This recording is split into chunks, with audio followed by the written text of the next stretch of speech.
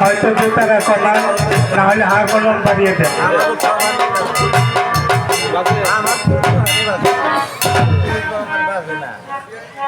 হয়তো জুতারা কমিয়ে দেন না হয় হার কলম বাড়িয়ে দেন।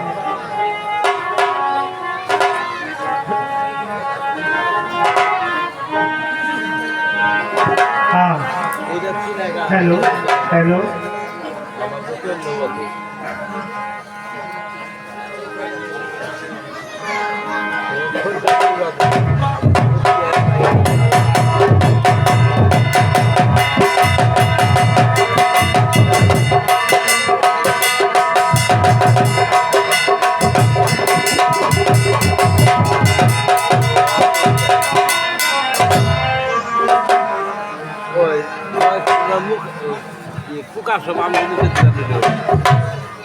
হ্যালো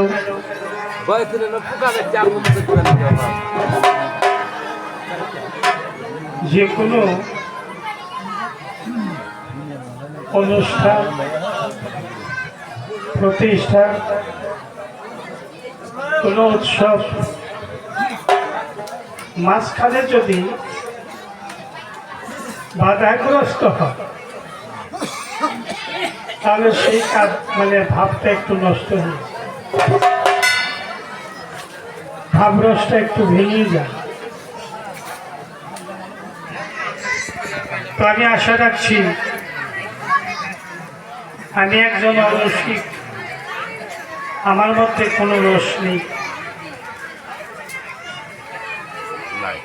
এই মরিচা গাঁও নিবাসী, অতএব এত দেশে এই অঞ্চলের যত মানুষ, প্রত্যেকটি মানুষই তারা রসিক। আপনাদের প্রত্যেকের মধ্যেই রস আছে। তো আপনারা যদি একটু কৃপা বর্ষণ করেন তবে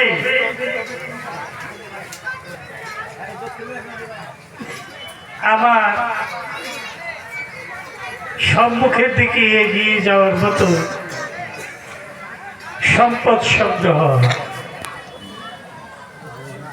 তো আপনাদের কাছে কৃপাশীল ভিক্ষা চাই।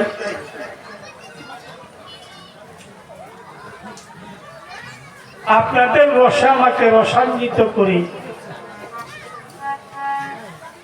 আপনারাই চালিয়ে নিবেন।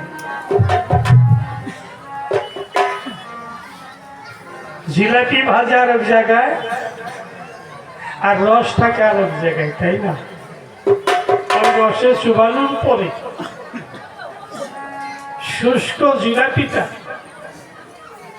রসার শূন্য জিলাপিটা তখন ওই রসের জায়গায় রসের হাঁড়িতে ভেজানোর পরে সেটা রসে পরিপূর্ণ হয়। আমিও ঠিক তেমনি একটি রস শূন্য জিলাপি। আপনারা প্রত্যেকেই রসের হাঁড়ি। যাক, এখন এই কথাটা ছাড়ি,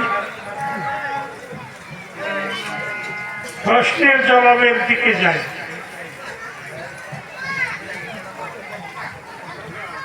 আজকাল এই কবি গানের আসার মধ্যে করে গান করা খুব মুশকিল হয়।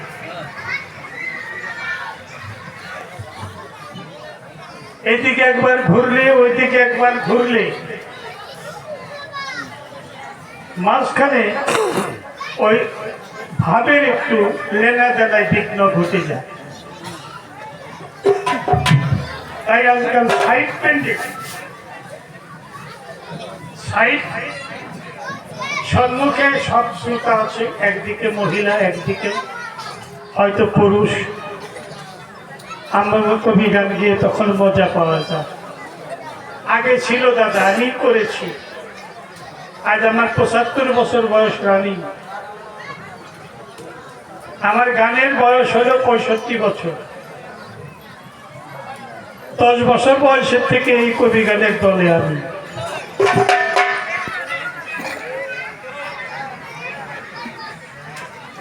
এটা আপনারা অনেকেই হয়তো ভালো করে জানেন।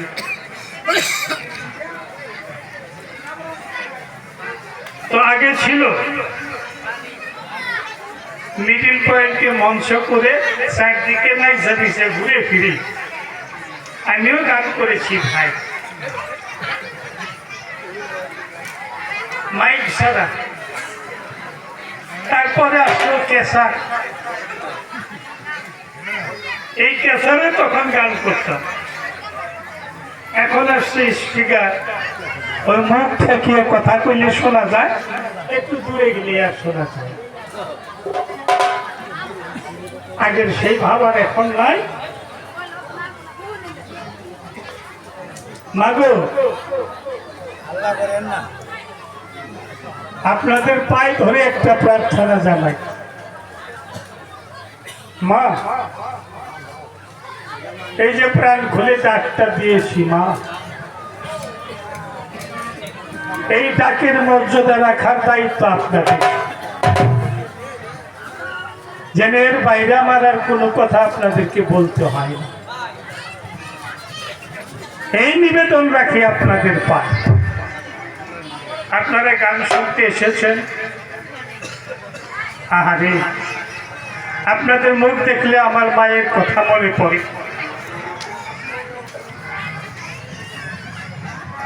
আপনারা আছেন, আমার মা এই পৃথিবীতে বেঁচে নেন, তাই আমার মা মরার সময় আমি মাকে বলছিলাম, মা আমাকে ছেড়ে আপনি কোথায় যায়? আমি কাকে মা বলে ডাকবো? এই প্রাণ শীতল করবো?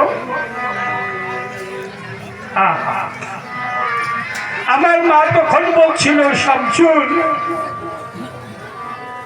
তোমার কবি গানের আসরে হাজার হাজার মা থাকবে,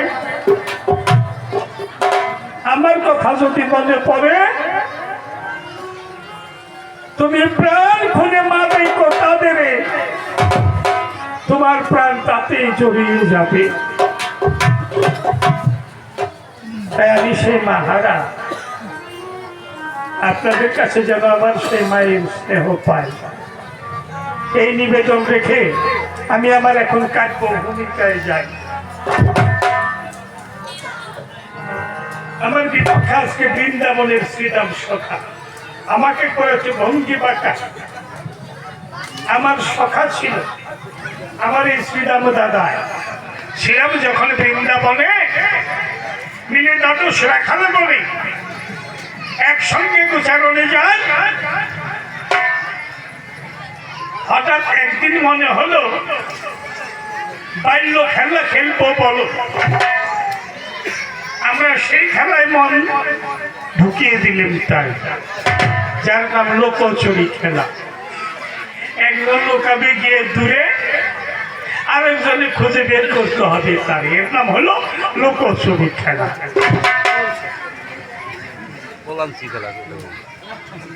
প্রথম পালাবার পালা আমার ছিল, আমি কৃষ্ণ গিয়ে লুকাই। ওরে কৃষ্ণ যদি লুকায় তাকে কি খুঁজে পাওয়া যায়? তাকে খুঁজে পাওয়ার কারোর সাধ্য নাই, তবে আমার সাধ্য আছে। যার ভেতরে কৃষ্ণ ভক্তি আছে, কৃষ্ণ ধরা থাকে তাদের কাছে, তাই তোমার কাছে প্রকাশ করে যায়। আমি প্রথম একটি গোপন জায়গায় গিয়ে লুকাই। লুকানোর পরে একাদশ রাখাল তালাশ করে বলে আমাকে খুঁজে নাহি পায়। মনে তাদের ব্যথা জমলো, কানাই আমাদেরকে ছেড়ে কোথায় গেল? কানাই কানাই বলে শ্রীরাম দাদা কাঁদতে লাগে। আমি তখন একটা খেলার সংকেত দিলাম, আজও সেই খেলাটা আছে, বাচ্চারা খেলে, একজন গিয়ে আরেকজনের লোকায়, যদি খুঁজে না পায় তখন আওয়াজ দেয়, ওইটার নাম হইল পলাই খেলা, লোকচুরি খেলা। যখন দেখলাম আমার শ্রীরাম দাদা আরো বাকি সখারা আমাকে খুঁজে পায় না, আমি তখন আওয়াজ দিলাম, এই যে আওয়াজ যখন পেল আমাকে গিয়ে পেল, আমি তখন ধরা পড়ে যাই। এবার ওদের খেলায় জিত হইল, আমার হার হইল। এবার বলো ওরে কানাই, আমরা এবার লুকাবো। এই শ্রীরাম দাদা বলে এবার আমি লুকাবো, আমাকে খুঁজে বের করা তোমার চাই। তবে হবে সমান সমান, কারোর হবে না মান অপমান। আমি বললাম ঠিক তাই হবে, কোনো ক্ষতি নেই। শ্রীরাম দাদা গিয়ে লুকালো, এমন একটি জায়গায় লুকিয়েছিল, একটি গিরি ঘর। গিরি মানে পর্বত, পর্বত পাহাড়ের মধ্যে গর্ত হয় না, গর্ত থাকে না, পাথরের গর্ত। সেই প্রস্তর গর্ভে গিয়ে লুকিয়েছিল। লুকাবার সময় আমার এই শ্রীরাম দাদা কয়, আমাকে যেন আজ কৃষ্ণ খুঁজে পায় না। আচ্ছা, কোনো ভক্তি যদি বলে আমার যেন আমার গোসাই খুঁজে পায় না, তাহলে পাইয়াও তো পাওয়া যায় না, তাহলে ভক্তের মান থাকে না, টেনশন নাই।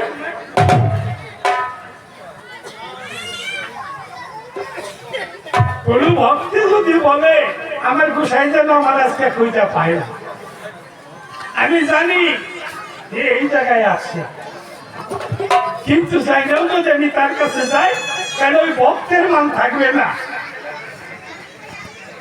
গুরু শিষ্যের খেলাটা তাহলে ঠিক না, ওই যে আমাদের চাই না, তাই যাওয়া যায় না। আমি জানি ব্যক্তি গিরি ঘরের মধ্যে লুকিয়েছে, কিন্তু বোঝাবার জন্য কি করবা, এই যে একটি গর্ত, বড় একটা পাথরের খন্ড নিয়ে এই গর্তের মুখে চাপা দিয়ে আসলাম। ও যেন বুঝে যে আমার গর্তের মুখ খোলা ছিল, কেন এই পাথর এসে পড়লো, এটা অন্য কেউ দেয় নাই, ওই কৃষ্ণই দিয়েছে, যেন ত্যাগ পায়। তাই এখানে প্রশ্ন করেছে, খেলার ছলে পাষাণ চাপা কেন দিলে? হে কৃষ্ণ, তোমার কাছে আমি জানতে চাই। এবার শোনো, তুমি ধৈর্য ধরে, পাপে ক্ষমা করে না পাপেরই। যে যেমন পাপ করে তার তেমনি প্রায়শ্চিত্ত ভোগ করতে হয়।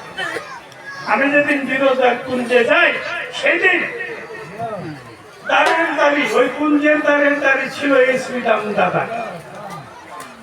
রাধারানী কৃষ্ণ দর্শনে পাগলিনী হইয়া, ভাগবিন্দ হা কৃষ্ণ হইয়া পাগলিনীর মতো ছুটে যায়।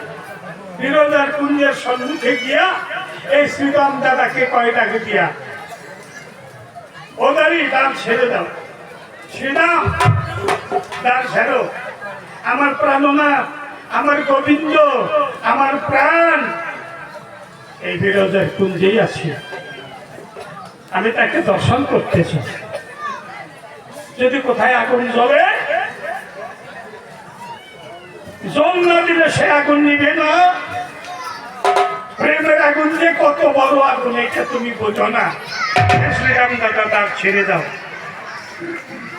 শ্রীরাম বলছে, কানাই আমাদের করছে মানে আমি তার ছাড়তে পারবো না। এই বলে রাধারানীকে, ওই যে দারোয়ানের হাতে একটা লাঠি থাকে না ভাই, সেই লাঠি দিয়ে একটা ধাক্কা লাগে। রাধারানীর মনে রাগ হয়ে গেল। রাধারানী তখন অভিশাপ করেছিল, হে শ্রীরাম, তুমি আমার গোবিন্দের,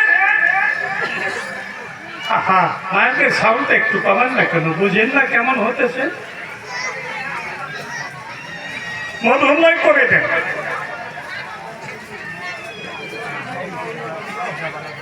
রাধারানী তখন করে বিবেচনা, ডাক দিয়ে বলে, ওরে শ্রীরাম, তুই আমার প্রাণনাথে, আমার প্রাণের প্রাণের সক্ষ প্রেমের ভক্ত, তাই আমার কথা তুই বুঝবি না, আমার কথা তুই নি বলে তোর ভাই আজকে আমাকে একদিনের জন্য আমাকে গোবিন্দ দর্শনে রাখলি, আমাকে কৃষ্ণ দর্শন করতে দিলি না। আমি অভিশাপ করি, তুই জানি 100 বছর কৃষ্ণ হারা হয়ে থাকিস। রাধারানী মনে নিয়ে তা এই শ্রীরামকে করল অভিশাপ। আমি সংক্ষিপ্ত ভাষায় বলে যাই, হিন্দু শাস্ত্র এটা মুসলিম সমাজ, হয়তো অনেকে বুঝবে অনেকে বুঝবে না। পরের দিন আমার নামে